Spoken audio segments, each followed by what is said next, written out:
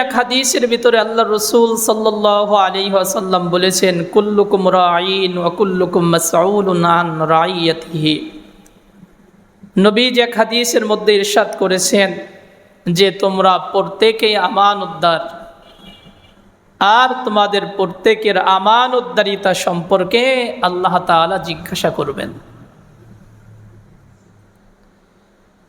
সাহাবা ইকরাম অনেক সময় প্রশ্ন করছেন, ইয়া রাসূলুল্লাহ, আমার অধীনে তো কিছুই নাই, আমি একা, আমাকে কি জিজ্ঞাসা করা হবে আমানতদারিতা সম্পর্কে?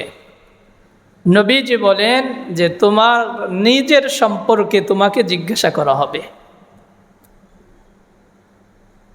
তোমার পুরা জিন্দেগি আল্লাহ তাআলা এটা তোমার কাছে আমানত রাখছেন, তোমাকে ব্যবহার করার ক্ষমতা দিছেন, তুমি কিভাবে ব্যবহার করছো,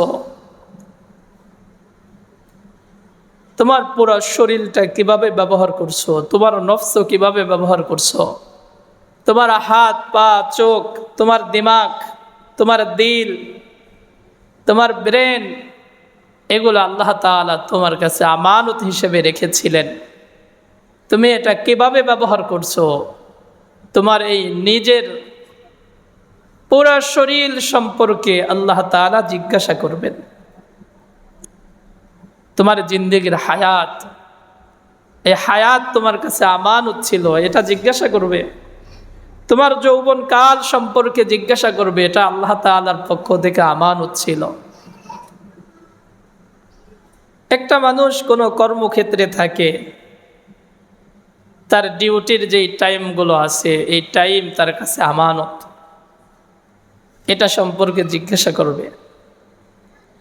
প্রত্যেককে যে যে সেক্টরে আছে প্রত্যেককে তার ওই স্থান সম্পর্কে জিজ্ঞাসা করা হবে। সমাজের একজন প্রতিনিধি, ওয়ার্ডের মেম্বার, তাকে তার ওই ওয়ার্ড সম্পর্কে জিজ্ঞাসা করা হবে, তার দায়িত্ব কতটুকু পালন করছেন। ইউনিয়নের একজন চেয়ারম্যান, তাকে তার ইউনিয়ন সম্পর্কে জিজ্ঞাসা করা হবে। একজন মন্ত্রীকে তার মন্ত্রিত্ব সম্পর্কে জিজ্ঞাসা করা হবে। যে যে দায়িত্বে আছে, একজন দেশের রাষ্ট্রপ্রধান, তাকে তার দেশ সম্পর্কে জিজ্ঞাসা করা হবে। প্রত্যেকের স্থানে তার অধীনস্থ যা আছে এগুলো সব তার কাছে আমানত, তার কাছে জিজ্ঞাসা করা হবে এগুলো কেমনে সে পালন করছেন। যদি খেয়ানত করে থাকে, নবীজি বলেছেন চোরের মতো, আসামির মতো গাড়ে হাত বাঁধা অবস্থায় তাকে হাসরের ময়দানে দাঁড় করানো হবে। একজন মাদ্রাসার শিক্ষক, তাকে তার ছাত্র সম্পর্কে জিজ্ঞাসা করা হবে। একজন স্কুলের টিচার, তার স্কুলের তার ছাত্রছাত্রী সম্পর্কে জিজ্ঞাসা করা হবে।